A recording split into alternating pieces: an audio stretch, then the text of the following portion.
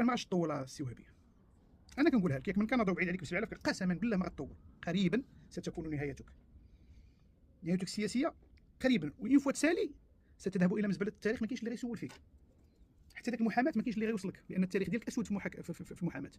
على من كنتي كتدافع على الخليجيين وكتدافع على البارونات ديال المخدرات، وفاش جاو قالوا لك اودي راك انت كاين في المجموعه ما عجبكش الحال، وانت كترفع دعاوي وكترفع كيخرجوا لك الناس الوثائق، ها انت راك شفار، راك سرقتي فلوس الدوله، ها الروسي.